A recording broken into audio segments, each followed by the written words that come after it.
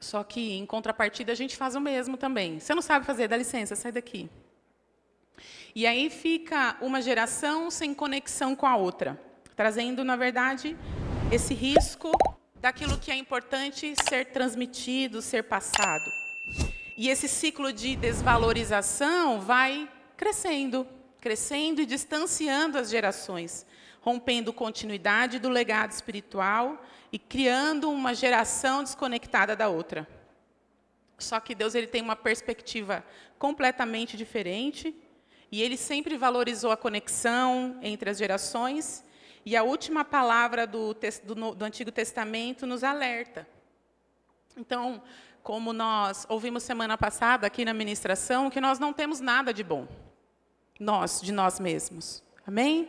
Uma experiência, né, uma vivência, uma maturidade, mas tudo que tem de bom em nós é Cristo. E a gente precisa valorizar isso que o Senhor está falando. E Ele fala, né, nesse versículo chave que nós vamos usar, que uma geração vai contar a outra, mas não vai contar de mim, de você. Vai contar dos atos poderosos do Senhor. Amém? E aí o último testamento, o último livro do Antigo Testamento diz assim: e Ele fará com que o coração dos pais se volte para o coração dos seus filhos, e o coração dos pais, do contrário. Vou ler de novo. E fará com que o coração dos pais se volte para os seus filhos, e o coração dos filhos para os seus pais. Do contrário, se isso não acontecer, eu virei e castigarei a terra com maldição. Aqui está falando de conexão entre geração. E se as gerações não se conectarem, se elas se desprezarem, o Senhor derramará maldição. Isso é o término do livro do Antigo Testamento. Isso mostra como o Senhor, Ele se importa com a geração seguinte e com a geração anterior. Amém? Ou seja, nem estou aqui para defender que nós temos que ministrar para as crianças. Mas estou aqui para dizer que é realmente isso. Ministrar para as crianças, ministrar aos nossos filhos, ministrar aos jovens e até aos velhos que não conhecem o Senhor. Que existe um mandamento, que existe algo que o Senhor profetiza, que o Senhor fala, que nós devemos nos conectar. Porque se nós não nos conectarmos, o Senhor virá com maldição. Amém, igreja? E aí já, como Deus, Ele se importa com o legado que deve deixar, quando o Novo Testamento começa, a gente encontra a genealogia de Jesus, mostrando que a obra redentora de Deus sempre manifestou através de geração. Então, quando você olha lá em capítulo 1 de Mateus, está falando a geração do fulano, do ciclano, do beltrano, até chegar a Cristo. Ou seja, um Deus que se importa que as gerações estejam conectadas. Amém? Então, não adianta a gente ter filho, largar ele e não se conectar. Não adianta a gente trazer para a igreja e ter uma vida completamente contrária dentro das nossas casas. Isso não é se conectar. Não adianta eu falar que eu tenho uma família e abandoná-los na frente de um celular. Isso não é conexão. Amém? Não adianta eu falar que eu tenho comida na mesa, mas eu não compartilho a mesa. Então, nós, como família, como igreja, valorizamos o discipulado. Ou seja, o Senhor está falando aqui que a importância é o discipulado. Em casa, fora de casa, ou seja, até conversando com o Ricardo, a gente pode morrer de fazer culto aqui, a gente pode morrer de ensinar, de falar aqui, mas se o discipulado não acontecer, vai se perder aquilo que deve ser ensinado. E a história da Bíblia diz, e as ordenanças e as direções falam sobre isso, sobre essas conexões, sobre às vezes alguns marcos que a gente deve fazer, que a gente deve se posicionar para que as coisas não se percam, para que a palavra de Deus não se dilua e acaba não virando água com açúcar, como muitas vezes e como nós vivemos nessa atualidade. Né?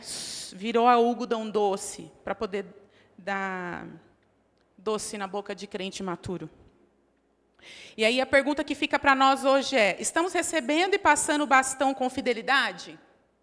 Aquilo que você recebe aqui, você dá continuidade na sua casa, lá na célula, você se preocupa em discipular alguém, você tem feito isso com fidelidade? Ou a gente só vem aqui aos domingos, senta, cumpre um rito religioso e vai para casa e vive bem assim? O que você recebe aqui tem ficado em você mesmo? Nós estamos interrompendo o fluxo do legado espiritual? Ou a gente tem permitido que esse fluxo ele consiga fluir através das nossas vidas? Né? Eu consigo fazer com que esse fluxo, essa palavra que eu recebo aqui, ela consiga correr durante a semana na minha casa, nas células, impulsionando a minha casa, os meus filhos, a minha esposa, a minha família, a minha célula, para viver esse legado? Existe uma responsabilidade para nós como igreja. Nós estamos nesse tempo, um tempo desafiador. Mas se nós estamos aqui, nesse tempo, é justamente porque foi você que o Senhor escolheu para que esse legado, esse bastão seja passado. Amém? Então, pensa sobre isso, igreja. Medite nisso. Esse legado vai fluir ou ele vai estacionar? Então, eu quero falar um pouco das gerações contemporâneas e o legado que elas deixaram. Então, veja só. A geração Baby Boomer, quem aqui já ouviu falar? Geralmente quem está na faculdade, fazendo algum curso, até na escola, né? Ou se você já ouviu. A geração Baby Boomer é de 1946 a 1964. Quem nasceu nessa época, levanta a mão. Moscão. É a geração que viveu o pós-guerra, tem um foco em reconstrução e crescimento econômico. Foi isso que essa geração viveu. Veio da guerra, vamos reconstruir, vamos enriquecer, vamos trabalhar para que o nosso país, para que essa geração prospere. E aí, depois desse primeiro momento, que aí começou a vir a geração X, eles começam a passar esses valores familiares tradicionais, a ética do trabalho duro e a estabilidade. Ou seja, todo mundo com essa mente fixa. Trabalha duro, estabilidade, carteira de trabalho, precisa estar assim, precisa andar quadradinho. Para a geração X, esse legado que eles vêm deixando, que a geração X é de 1965 a 1980. Quem que é? É a geração da estabilidade familiar, de avanços tecnológicos iniciais, como a televisão. O Ricardo conta que ele foi a primeira casa do bairro que tinha TV, videocassete. Vixe. Primeira vez que eu vou contar a minha história triste.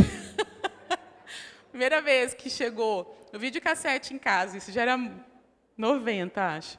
E minha mãe colocou o filme, eu dormi no trailer, que eu já achei super longo. Ai, pobreza, não. O telefone fixo. E aí tinha o telefone fixo. O Ricardo diz também que ele foi. Primeira casa que tinha um telefone fixo no final da rua para as pessoas ligarem, que era ramal. Quem aqui lembra? Era um ramal, uma pessoa só que tinha um telefone por ramal, e para você poder receber ali que você ia trabalhar, qualquer coisa, era na casa daquela pessoa ali. Então, é esse povo aqui, ó, de 65 a 80. E o que esse povo aí, de 65 a 80, deixou para nós, milênios? Independência, questionamento de estrutura tradicionais e abertura para a diversidade. Né? Eles começaram a abrir a mente demais e passou para nós: abra sua mente, solte suas asas, né? E vem aí a geração Millennium, que é a de 81 a 96. Geração Millennium. Eu ainda me considero X, porque eu sempre quis trabalhar registrada, sempre quis... O meu sonho era trabalhar muitos anos numa empresa, ser registrada, ter aquela estrutura firme, fixa, sólida, sem nenhuma mudança. Mas daqui os anos diz que eu sou milênio, então para que eu vou envelhecer se eu, né? E aí, o que nós recebemos, os milênios? Quem são os milênios aí de 81 e 96? Levanta a mão. Deixa eu ver direito. É a grande parte, pastor. E aí nós recebemos o quê? A globalização, a tecnologia emergente, internet e celular. Quando aconteceu a liberação do celular, eles liberavam uma carta. E não era todo mundo que podia ter celular, igual tem agora, vai ali na loja e compra. Você recebia uma carta e aqui se tinha carta, tinha direito à linha de celular. Era uau! E aquele celular bem grande, azul, se vocês já olharam, né? A gente chamava de quê mesmo? De bloco? Tijolo. De tijolo. Mas eu também não tive. Eu vim ter celular, a Rafa já tinha uns bons anos. Então, eu não sou tão atualizada assim, que as coisas vêm, quando vem lançamento assim, vem cara, né? Não vou contar a minha história pobre aqui. E aí a gente recebeu isso, mas o que a gente tem deixado para a geração Z, de forma mais atualizada, a Gen Z? Que aí é chique assim, viu? Falar os Gen Z. Os Gen Z receberam de nós a cultura digital, a valorização de propósito e flexibilidade no trabalho. Aí eles já não precisam estar num trabalho fixo, carteira registrada, eles já podem ser agora CEOs, empreendedores. Não estou falando mal. Oh, libera aqui, Senhor, Espírito de julgamento. E aí, a geração Z é de 97 a 2012. Levanta a mão aí, galera. Galera não é atual. Levanta a mão e fica com a mão levantada. Deixa eu ver. São os jovens. E aí, vocês receberam da gente essa tecnologia, as redes sociais, o Facebook, que vocês tanto desprezam, falam que é coisa de velho, e eles nem sabem mexer no Facebook, né? Não sabem mexer, né? Desprezam a gente que tira foto com flor, tira selfie. Até aí, tudo bem. Aqui dentro dessa questão, aqui a gente pode dar uma desprezada um no outro. Assim. Porque aí dá choque de cultura e a gente vai se adaptando, né? E aí que acontece? O que a geração Z, então eles receberam tudo isso, o que a geração cultura digital, valorização de propósito e flexibilidade no trabalho. É o que vocês estão deixando, a geração Z está deixando... A milênio para Z. Eu falei tecnologia avançada, rede social e consciência social, que é bem ruim por sinal, né? Que vocês vivem assim, por conta da tecnologia mesmo. Vocês se relacionam mais de forma virtual, o que conta são os números de seguidores que vocês têm. Então, quando eles vão se conversar, né, os pais, nós mais velhos aqui, quantos seguidores você tem? É isso que importa, né? O linguajar deles aí, da geração Z. E aí, o que eles têm deixado para a geração alfa? A geração alfa é de 2013 a 25. Levanta a mão. Alguns que são de 13. Não, tem uma aqui. E ela levantou a mão, bonitica. Era para você estar lá embaixo, só para lembrar. Porém, entretanto, olha lá. Você já é dos jovens, né? Oh, meu Deus, que dó, Nicolas. Não, que bom, Nicolas. Glória a Deus. Você vê como a gente sempre valoriza aquilo que, né? E aí, o que acontece? Vocês, da Gen Z, deixou essa questão da automação, da hipervisualização, rapidez na comunicação e foco em saúde mental. Então, valoriza muito, tem que passar no psicólogo, psiquiatra. Né? Ouvi pastor aqui, quem é importante é o psicólogo, o que ele falou o que a Bíblia diz, o que o pastor falou. Alguns, nem todos. Estou falando aqui, não vou julgar. Estou entrando no julgamento, não posso. Mas é o que vocês têm deixado, essa hipervisualização, rapidez na comunicação e foco em saúde mental. E a geração Z deixou para a alfa, que é a de 13 a 25. E o que eles têm recebido? Inteligência artificial, que eu acho o máximo, eu gosto, é muito legal. Quem aqui já usou? Levante sua mão bem alto, para saber que eu não estou sozinha. Se quiser mais dica, me procure. Educação digital e consciência climática. As vibes. Né? A natureza, vamos morrer, olha o sol está superaquecendo, toda essa transição aí é o que a geração alfa tem recebido, essa consciência climática, e muitas vezes equivocada, porque vem com uma ideia do mundo mesmo. Né?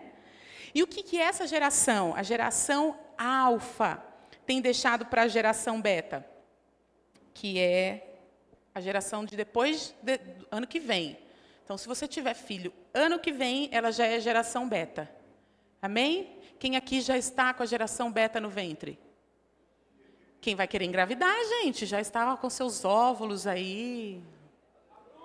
A Bruna, a Maiane, a Roberta. Quem mais, gente?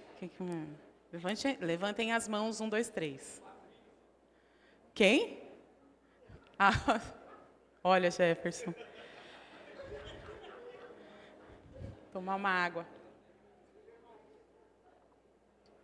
Ai, a água veio até no olho.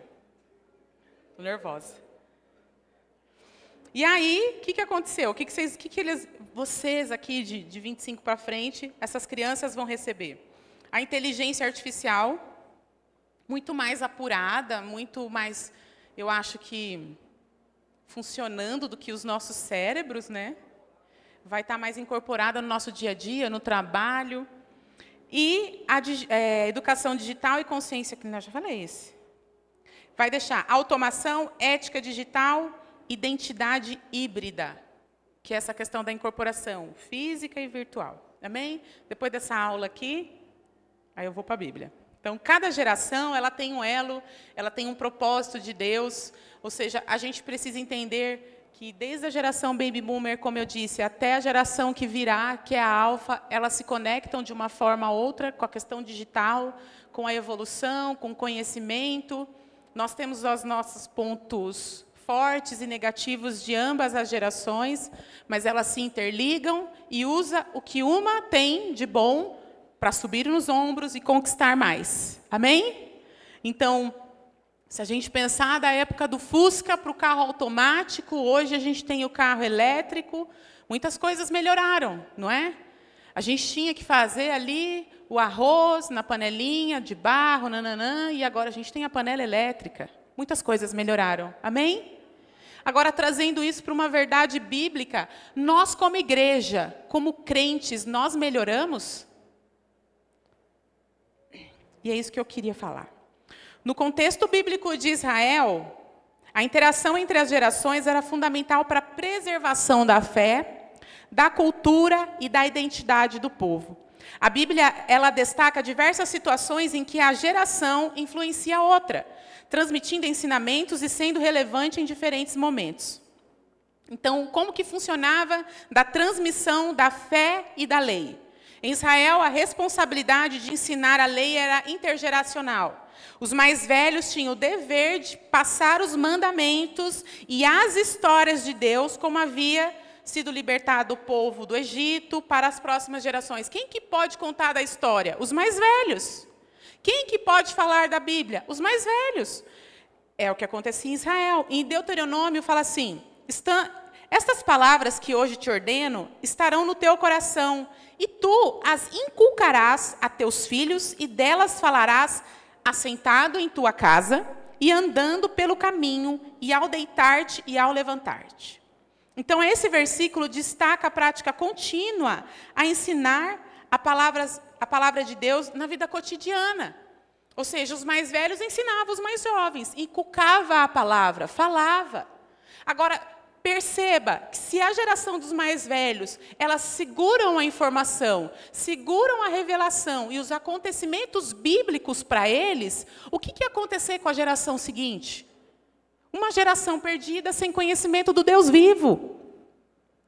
Agora nós como igreja, estamos prontos para sermos cobrados pelo Senhor de nós mirrarmos a nossa mão?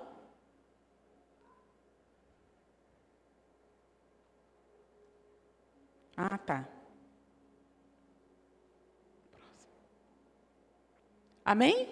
Nós estamos prontos a fazer isso?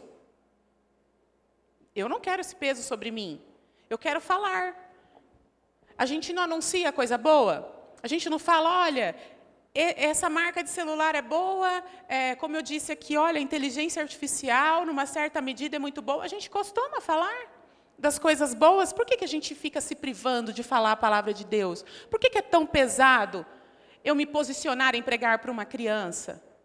Por que é tão pesado eu olhar para qualquer pessoa que está ao meu lado e falar do amor de Deus?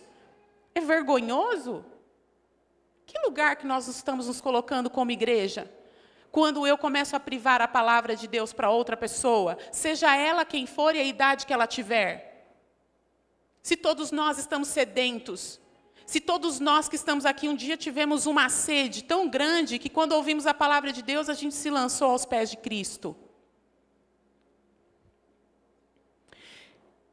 E aí, os mais velhos ensinavam, e a importância, por que eles falavam para a próxima geração? Da importância da memória coletiva.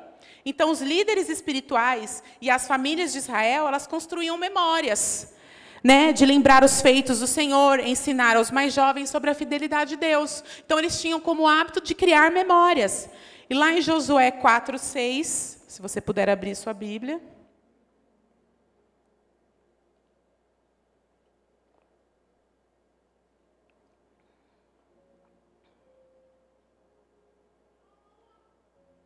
Amém? Posso ler?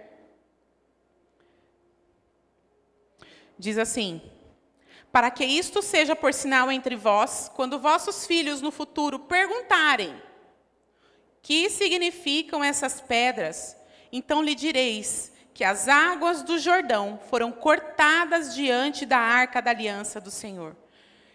Nessa situação a gente vê um marco físico, ou seja, eles precisavam passar para o outro lado do rio do Jordão, e o que o Senhor fez? Segurou as águas, eles passaram em seco, e Deus dá essa direção para ele. Pegue 12 pedras, uma para cada tribo, deixe na sua tenda, para que se torne um memorial. Quando o seu filho falar, o que é isso aqui? O que você vai falar? O Senhor nos livrou. Eu vou te contar o que aconteceu. Eu vou falar para você o que o Deus vivo fez na nossa vida, desde quando nós saímos do deserto. Olha o que o Senhor fez. A ceia é um memorial. Então nós, como filhos do Senhor, como servos do Senhor, nós precisamos fazer memoriais. A Bíblia em casa não é para estar aberta no Salmo 91.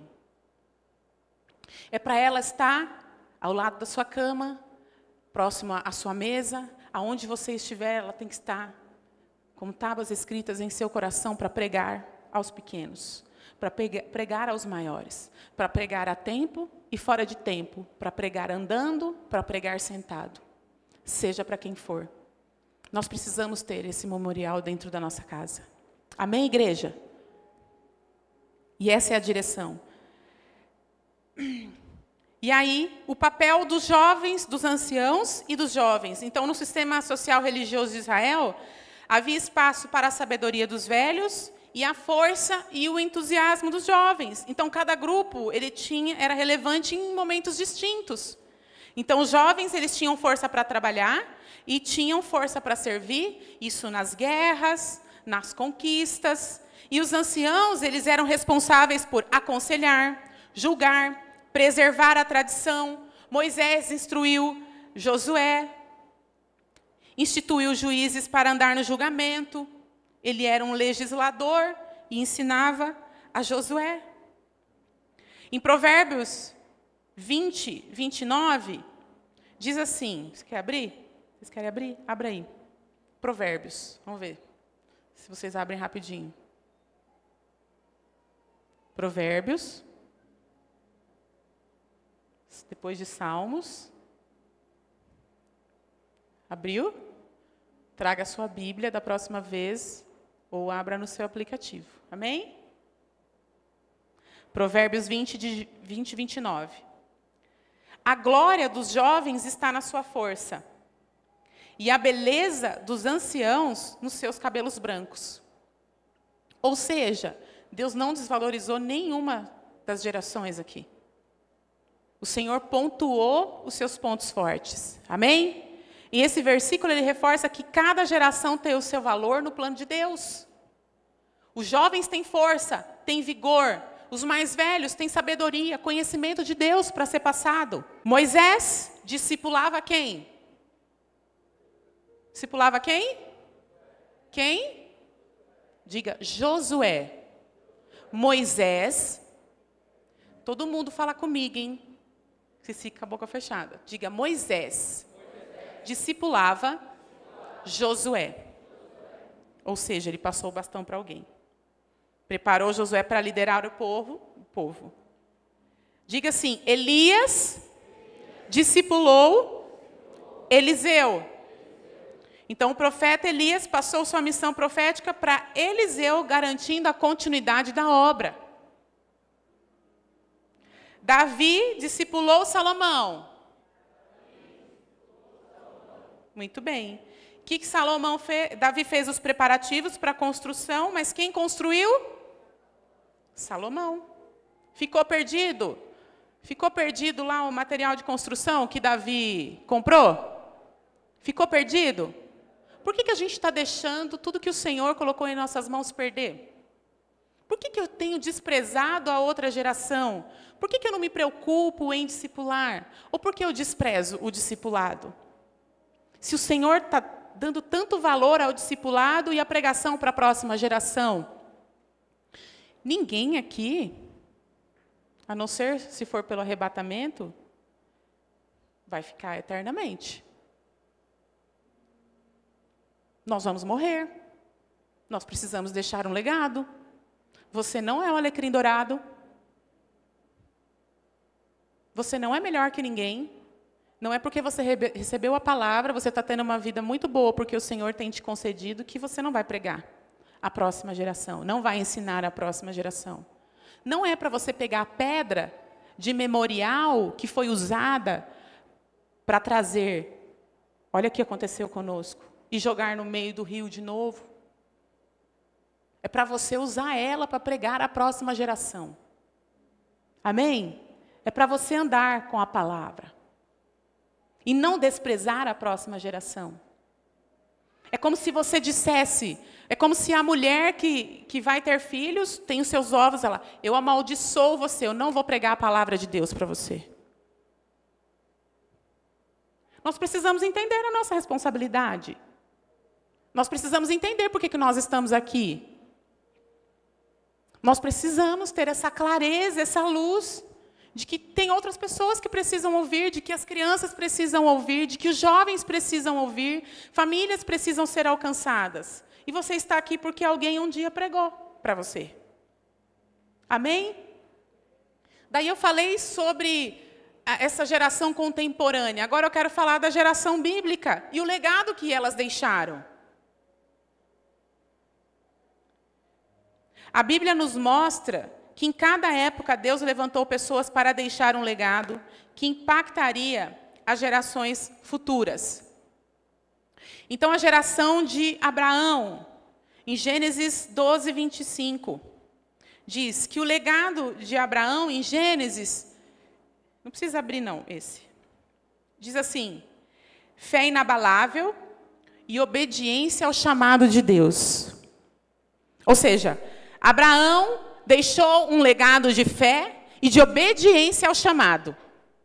Nós podemos deixar esse legado? Nós estamos nesse ponto?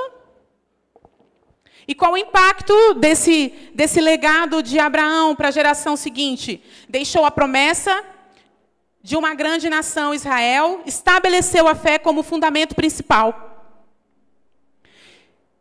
E aí precisamos entender que nós devemos nos colocar nesse lugar de sempre deixar algo que a palavra de Deus aprova. De deixar vida para a próxima geração. A geração de Moisés, em Êxodo 3 ao 34, diz o legado dele foi a lei de Deus e a libertação do Egito. Quando a gente lembra de Moisés, nós ligamos ao quê? O povo foi liberto. Houve milagres, houve maravilhas. Ele é lembrado por isso. E a gente precisa se preocupar com o que a gente vai ser lembrado. Amém? O impacto que formou isso, a identidade do povo de Deus, e ensinou a importância da obediência. Ele foi obediente. Ele foi fiel ao Senhor mesmo, diante das dificuldades. Moisés se posicionou aquilo que o Senhor o chamou. Mesmo com medo, mesmo com as suas restrições, ele se colocou no lugar aonde o Senhor o queria. Amém? A geração de Josué, do 1 ao 24. O legado que Josué deixou: coragem para conquistar a terra prometida. E o impacto que gerou foi a fé ativa para realizar as promessas de Deus. Um homem comum, como eu e você, se posicionou. E o Senhor, o que o Senhor foi fazendo através desses homens?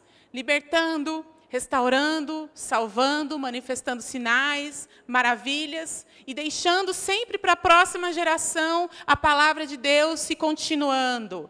Amém? Como elo de uma corrente, elas foram se ligando e formando bases fortes, firmes e conectadas. A geração dos profetas, Isaías e Jeremias, o legado, voz profética de advertência e a esperança de que Cristo viria. De pregar, de falar, de se posicionar, de não ter medo de Jezabel, de não ter medo de pessoas que estariam ali para matar, para roubar. Eles se posicionaram, eles declaravam, eles denunciavam o pecado, eles se posicionavam. Os profetas. O impacto que gerou no povo, o arrependimento. Arrependimento. Cristo vai vir, se arrepende, isso é pecado.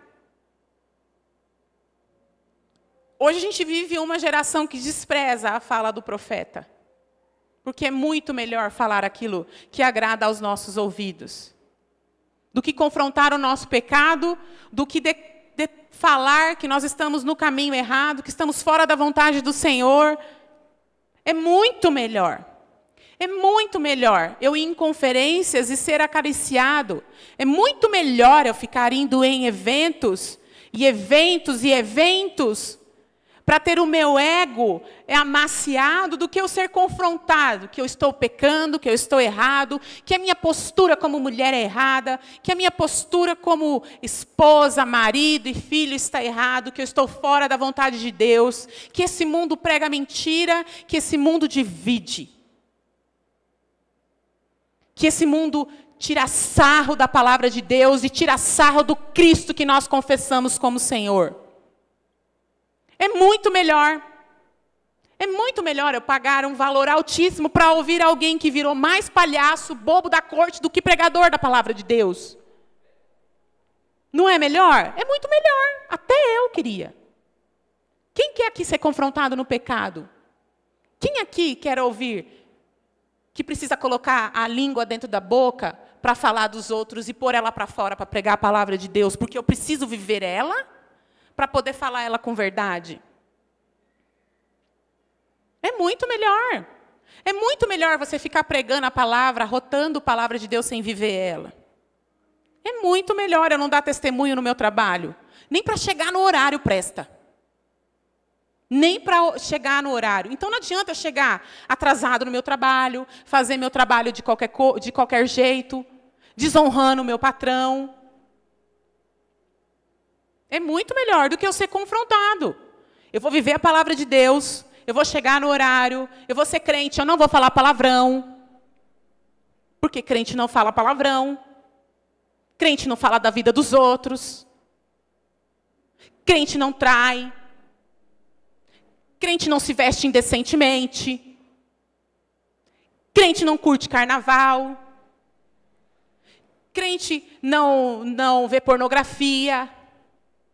Não trai a esposa. Quem quer ouvir isso? Quem quer? Quem quer, igreja? É muito melhor ouvir o que a gente quer. Viva sem julgamentos, não me julgue. Só que a gente está aqui para preparar o caminho para o Messias, amém? E ele voltará. E a gente não está aqui para amaciar essa carne velha que vai ficar aqui. Mas para edificar o Espírito, vivificá-lo. Amém?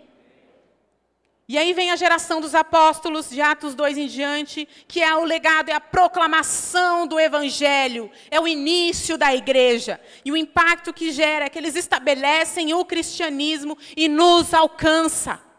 Se qualquer uma dessas gerações tivessem negado passar para a próxima geração, o que seria de nós? O que seria de nós? O que seria daquelas crianças na célula se nós não nos comprometêssemos a pregar o Evangelho? De famílias que foram alcançadas aqui porque células, homens e mulheres decidiram, e jovens decidiram se expor e pregar o Evangelho a tempo e a fora de tempo. Precisamos pensar, igreja. Essas gerações nos ensinam que nunca devemos subestimar o poder de um legado bem construído em Deus. Precisamos construir em Deus, não é em nós, nas nossas convicções, nos nossos achismos, mas nós devemos construir baseado na palavra de Deus, amém? Não é porque tem um bobo da corte que diz que prega a palavra de Deus e não tem nada de palavra de Deus que nós vamos atrás. Não é porque hoje a moda é um monte de mulher pregando, viva, seja feliz, só arrotando besteira, que a gente vai viver conforme fala. A gente tem que viver igual os bereanos. É a palavra de Deus. Eu vou olhar se é a palavra de Deus. É isso que nós devemos fazer, igreja. É um alerta para nós. O pastor vai pregar, mas quantos cristãos se eram, desviaram e hoje estão na macumba, no espiritismo, e falam isso, nunca se converteram, nunca se posicionaram. Um dia está aqui louvando, outro dia está lá no carnaval. Um dia está aqui louvando, outro dia está lá na macumba. Um dia está aqui louvando, parece católico, católico que é espírita, católico que é macumbeiro, decide. Bagunça, né? Eu já preguei, né, sobre isso. Olha o choque. Vamos decidir, né? Vamos decidir. Vamos viver Cristo. Vamos viver a palavra de Deus. A gente está aqui no domingo passeando para durante a semana viver de qualquer jeito? Não. É perder tempo. Vou falar igual o professor de Krav Maga. Vocês ficam aí fazendo o exercício de qualquer jeito, quem paga é vocês estão perdendo dinheiro. Se vocês estão aqui, dizendo que vive a Cristo, fica falando que é evangélico, da comunidade Teleios, e vivendo uma vida toda torta aí fora, se conserta.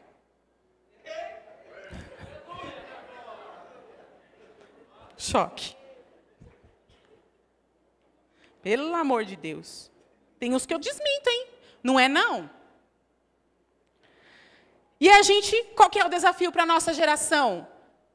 Cristã, aqui. Estamos em uma posição crucial. Nós recebemos um legado e precisamos decidir o que a gente vai deixar.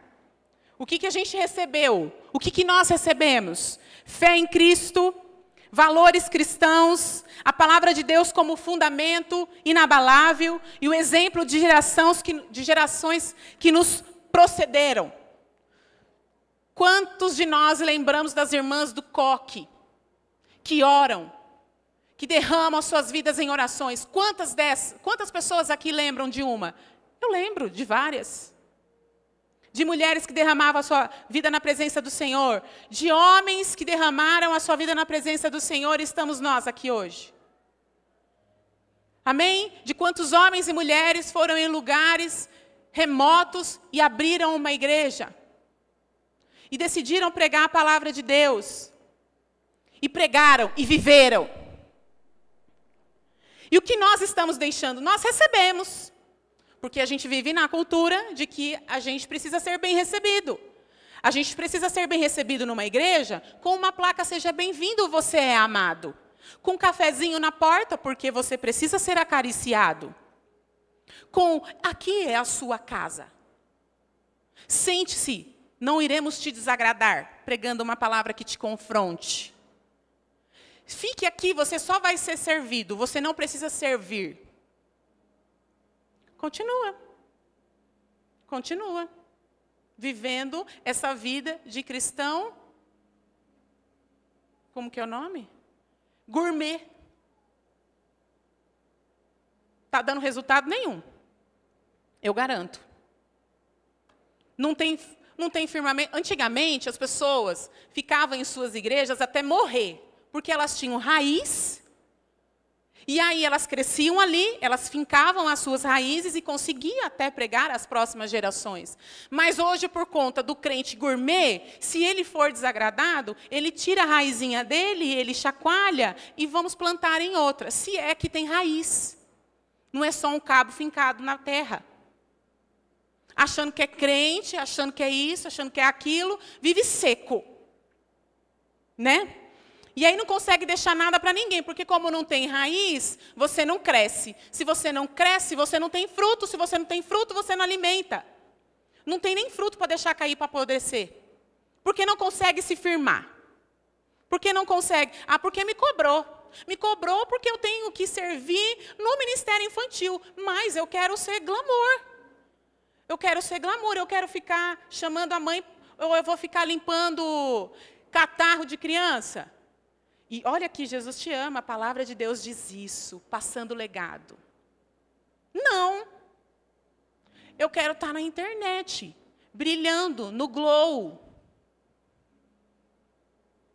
no salto, porque é mais legal. Né? Mas eu quero pregar às crianças. Amém? Eu quero denunciar mesmo o pecado. Eu quero estar lá para falar para elas que Jesus Cristo a ama e que a vida que os pais levaram, elas não precisam viver, porque o Senhor pode mudar. Eu quero levar a palavra de Deus ao jovem. Quando eu me converti, aos 16, 17 anos, e eu encontrei em Jesus, mesmo tendo uma casa que me trazia sofrimento quando eu voltava para ela. A minha sede era ir à igreja, era servir. Era estar lá, era honrar ao Senhor, era ter uma vida santa, relacionamentos santos. Amém? Era isso. Porque eu sabia que Cristo... E um dia alguém se importou comigo. Um dia um amigo na escola se importou e falou de Jesus. Um dia alguém falou, vamos em tal lugar, lá tem Jesus. Vamos. Para um sedento, uma gota já alivia muita coisa. Então, nós precisamos ser corajosos para entender que eu recebi. Agora, o que eu vou deixar? Com que eu vou me comprometer? Se é para pregar a criança, eu vou pregar. Se é para o doente, eu vou pregar. Se é para o jovem, eu vou pregar. Se é para os velhos, eu vou pregar. Eu quero pregar. E não é porque eu estou com o microfone na mão, não. Eu quero pregar ao perdido. Com microfone, sem microfone. Sentado no chão. Debaixo de uma mangueira, que era o que a pastora Solane pregava às crianças em Cabreúva, abrindo picada no meio do mato, que foi o que ela fez. Que glamour que tem. Você pegar o que ela estava? Uma foice, pastora Edmar? Um facão, para buscar a criança do outro lado do matagal lá. Qual que é o glamour? Nenhum. Tinha câmeras de todos os lados, focando ela lá. Tinha aguinha fresca? Tinha você vai vencer? Ai, faça o que você quiser. Fique livre. Não, ela sabia que tinha um propósito. E pregou. E cortou o mato e passou a picada. E abriu o caminho. Sabe por quê? Porque esses dias eles voltaram na cidade de Cabreúva e uma das crianças que ela ministrava debaixo da árvore e que ela abriu o caminho, estava indo sozinha para uma igreja buscar a palavra de Deus. E você querendo rejeitar a criança. Ah, irmão, vocês querem brigar comigo, né? Vocês estão querendo arrumar confusão comigo. Pelo amor de Deus, não vai ter glamour mesmo. Não vai ter glamour você fazer célula toda semana. Não vai ter ninguém para ficar te aplaudindo mesmo. Não vai ter ninguém para ficar aplaudindo o jovem que faz célula todo sábado se ele podia estar em outro lugar. Não tem glamour você sair correndo da sua casa toda semana, marido e mulher carregando criança, é apostila, é Bíblia, é isso e aquilo para pregar a palavra de Deus. Não vai ter glamour. Porque glamour não vai. Não vai agradar ao Senhor. O seu glamour, outro vai ter mais glamour que você. Outro vai ter uma roupa melhor que a sua. Outro vai querer se aparecer melhor que você. Mas quem vai permanecer é a palavra de Deus. Amém? Então pregar a tempo e fora de tempo, no dia de chuva, no dia de calor, que nem essas mulheradas ontem. É 30 mulheres dentro de uma garagem. E elas fizeram com muito louvor. E os homens que ajudaram. Que aí eu também preciso denunciar o quê? Essas feministas aí, que fica falando que não precisa de homem, metade das coisas de ontem eu não faria sem meu marido. E a maioria das células aqui sem o companheiro, sem o marido. E olha que nós que somos as ajudadoras, né? Mas aí o Henrique pintou lá durante a semana, o Ricardo pintou um negócio que fazia alguns meses. Chá de mulheres todo mês.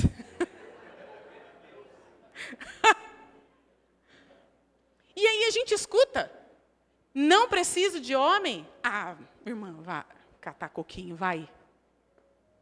Pelo amor de Deus. Deixa eu voltar. E aí o que a gente está deixando? A gente tem que discipular, a gente tem que fazer. A tempo, a fora de tempo, seja quem for. Amém? E aí, o que a gente tem que deixar? O legado de intimidade com Deus, de ensinar a ter intimidade com Deus, de ler a Bíblia, de orar, de buscar ao Senhor, de um discipulado genuíno que transforma vidas. Não é para cumprir protocolo, não. Ah, agora na igreja a gente tem que fazer discipulado. Mas eu vou lá, né? Porque eu tenho que fazer, né? Vou ler o livro. Ah, né? Amém? Obrigada. Bora para sua casa. Não, nós devemos fazer discipulados que transformem vidas, amém? E você entenda que você está lá para fazer, e quem faz crescer é o Senhor. Amém? A sua responsabilidade não é fazer as pessoas crescer, mas é pregar, é discipular, para que elas vivam a vida delas com o Senhor. Amém? Mas alguém precisa fazer. Uma igreja relevante, que glorifica a Cristo, ela anuncia o reino.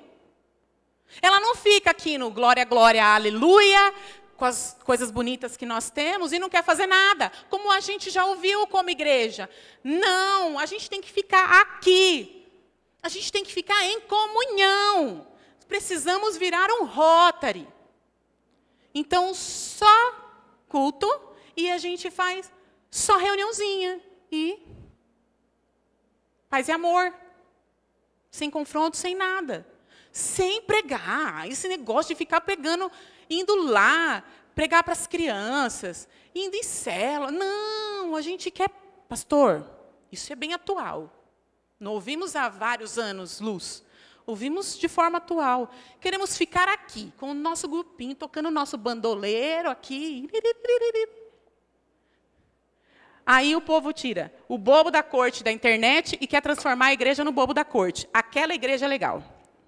Aquele pastor é legal, foi como eu li ontem. Aquele pastor é legal até ele começar a te pastorear. Né? Então, o daqui não presta, vamos para outro, porque o outro vai ser mais legal comigo. Geração sem raiz, mas essa não é a comunidade Teleios, amém?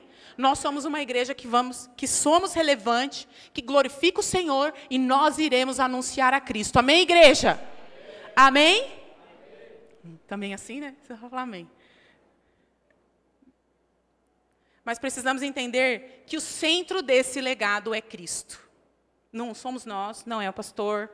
Um dia nós vamos morrer, mas é Cristo que permanece. Essa história de morrer, tá, né? Pegou. Culpa do Davi.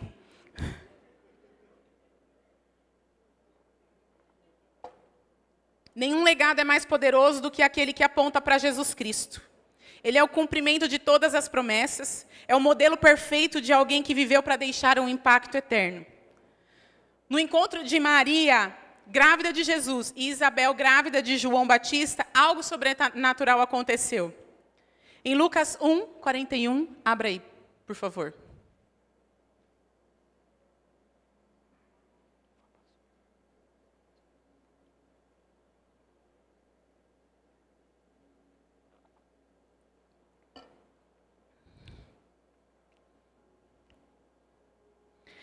Amém? Ao ouvir a saudação de Maria, o bebê de Isabel saltou no ventre. Isabel ficou cheia do Espírito Santo. Lucas 1:41. Então, esse encontro de duas gerações, a geração que viria para aplanar o caminho do Senhor, para pregar o arrependimento, quando eles se encontraram no ventre, Maria ficou cheia do Espírito Santo. Ou seja, esse encontro de duas gerações mostra que quando carregamos Cristo em nós, o nosso legado impacta as gerações. Então, quando eu carrego Cristo para transmitir o legado, esse impacto vai gerar em outras gerações algo maior do que estava em mim. Amém? Quando nós falamos que uma geração vai anunciar a outra os atos poderosos, e quer dizer que eu sirvo de base para que a próxima suba. Que base nós temos sido para que a próxima geração suba em nossos ombros e ela vá mais longe, enxergue mais longe. Que base temos sido, igreja? E ao encontro dessas gerações, Cristo move a outra. Amém? Então, assim como João Batista preparou o caminho para Jesus, o nosso caminho é preparar o coração da próxima geração para que eles conheçam e sigam a Cristo. E a pergunta que eu quero deixar aqui é: o que você está carregando na sua vida? Vai mexer com o céu? Vai transformar a próxima geração? O que você está carregando para transmitir o legado vai causar impacto? Ou vai causar cócega?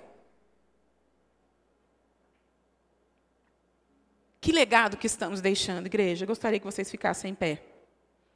Você está recebendo com gratidão esse legado de fé que te foi entregue? Está transmitindo um legado que glorifica a Cristo? Ou não? Então não viva apenas para agora, para essa situação. Construa um legado que aponte para Cristo e impacte as gerações que estão por vir. Amém? Precisamos nos preparar para a volta do Senhor. E precisamos apontar para Cristo, para essa geração. Eu queria que você fechasse seus olhos agora.